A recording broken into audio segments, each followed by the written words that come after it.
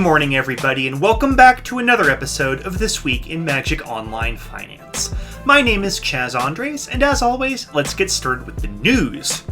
Now, the biggest story of this week, of course, is Mythic Championship 4, which was held in Barcelona over the weekend. This has been the biggest modern tournament we've had in quite a while, and I was really excited to see how it would impact the MTGO market.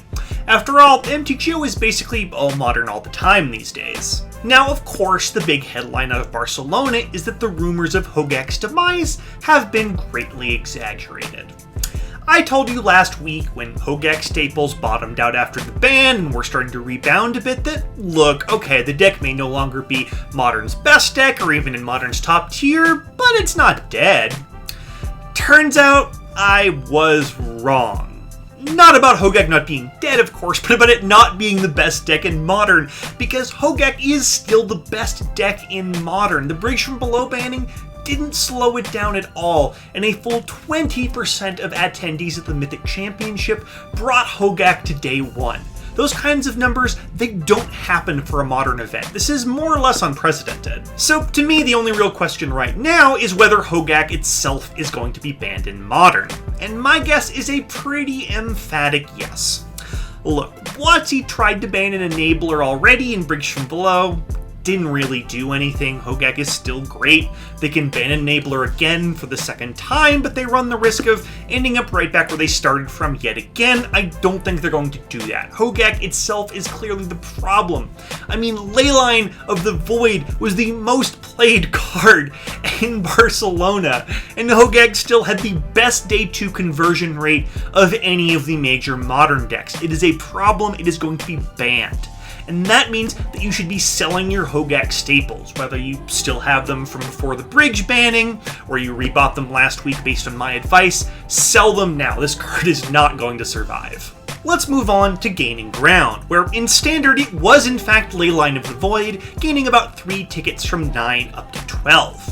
And, I hope you watched last week's video because I did peg this as one of my big value gainers of the week. Well, at this point, I'm not sure I see a lot more short-term gain for Leyline. It's probably going to lose some short-term value once Hogaak is banned and Leyline doesn't have to be main decked all over the place at Modern anymore, but I don't think you need to panic sell. This card is probably going to be 20 tickets at some point in the future. People aren't going to open a whole lot more Core Set 2020, so if you've got these, feel free to hold on to them. There's no need to rush out and buy your copies right now. If you don't, though, I think it's pretty close to its short-term peak, and it may even drop back off toward, the 10 or 11 ticket mark. I'm just seeing the card's price chart sort of peak and level off right now. Now, over in Modern, the card that gained the most ground this week was Ren and Six, gaining 19 tickets from 81 all the way back up to a nice even 100 tickets. This is another card I kind of hit on pretty well in last week's video, telling you that it was poised to hit the 100 ticket mark again, maybe as soon as next week, depending on how well it did at the Mythic Championship. Well, as luck would have it, Ren and Six had a really good weekend. This might have been a Hogaak's event, but Jun did really well, catapulting a couple of pilots into the top 8 and really showing off the power level of this powerful Modern Horizons Planeswalker. Now, my only worry about Ren and Six's future price is that we're about to enter Magic's biggest seasonal lull. The next 6 to 8 weeks tend to be the worst part of the calendar for Magic prices, and cards often dip in price for no real reason other than the market itself being kind of lousy during the late summer months. Because of that, and because Ren and Six just had an excellent tournament, I'm likely going to sell into this spike. This card may not be 100 tickets again for quite some time. It could dip down a bit, and there will be probably a chance to buy in at some point in the future for less than 100 tickets. Just don't be fooled into thinking this price is the result of some sort of crazy FOMO manipulation or anything like that.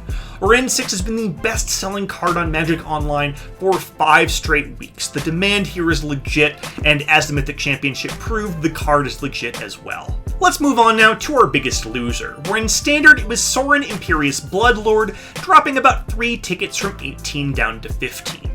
This is partially due to the fact that Scapeshift has taken over from Orzhov Vampires as the hottest deck in Standard at the moment, and partially because other cards from Core Set 2020 are finally going up a bit on MTGO. Not only did Leyline of the Void gain some tickets this week, but Chandra Awakened Inferno also gained about 3 tickets. Now, since these big current set mythics tend to claim most of their value from set redemption, it doesn't really surprise me that Sorin fell as Chandra rose. Here's the thing though, both of these price charts have been fairly flat for the past couple of days, so I'm not really sure which direction they'll head in next. It's possible that Chandra will drop and Sorin will rise, and it's possible they'll both drop or they'll both rise, and as always, it's really risky holding any expensive standard cards on MTGO these days if they don't also see play in Modern. Speaking of Modern, our biggest Modern loser of the week was Seasoned Pyromancer, which dropped 10 tickets from 30 down to 20. And this has more to do with the fickleness of the MTGO market than any real shift in the metagame. Seasoned Pyromancer actually had a pretty good weekend in Barcelona, showing up in most of the Jund builds as well as in some of the Is It Phoenix decks. Seasoned Pyromancer also sold really well this week. It was on the top 5 best-selling cards by price this week, and that tells me that people are buying it at current retail, which means that the price is probably heading back up again. In fact, I wouldn't be surprised if this drop almost completely reverses itself by this time next week. It's going to be 30 tickets again at some point in the future, so if the price is still low by the time this video releases, I'd definitely pick up a couple of copies. Alright, the sneak of the week this week is Teferi Time Raveler, which has done nothing but gain value over the month of July.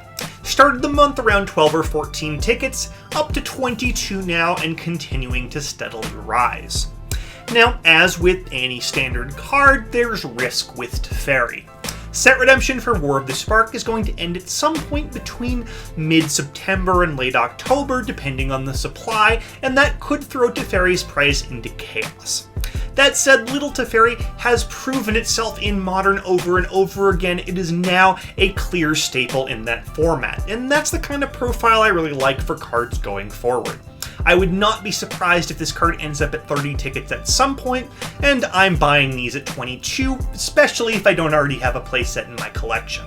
As always, we're going to end the week by taking a look at the MTGO Trader sales data over the past 7 days.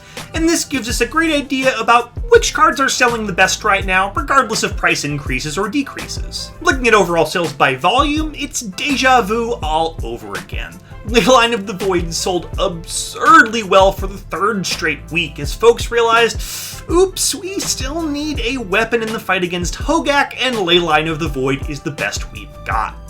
Like I said earlier in the video, I don't really expect a ton more short-term gain for Leyline of the Void on MTGO, but if I'm wrong about that, this is why. Leyline of the Void is still selling really, really well. In terms of overall sales by price, there's no change in these top 2 spots from the last couple of weeks.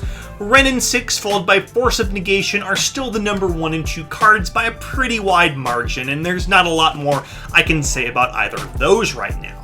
So instead, I'd like to talk a bit about the number 3 card on this list, Karn the Great Creator, which has been climbing these charts over the past couple of weeks. Now, I really should have highlighted Karn as a sneak of the week at some point over the past month or so, considering the card was about 7 tickets back in early July. It's up to 25 now. Unfortunately, those gains are just low enough to keep it below my radar, so I missed on that one. Here's the thing with Karn though, it seems pretty stable at 25 if it's not primed for even more gains. The fact that these sales numbers are so high, that kind of speaks for itself, right? People are willing to pay 25 tickets for this card because of how good it is in Modern. I mean, it had a great weekend in Barcelona too. It's clearly a format staple going forward. And people, they're gonna pay money for cards that are really good in Modern, especially if there aren't a lot of them floating around because not a lot of people are drafting War of the Spark on MTGO, they're overdoing that on Arena. And that's all I've got for you this week. Thank you so much for joining me. My name is Chaz Andres, and I will see you again next Monday morning for another episode of This Week in Magic Online Finance.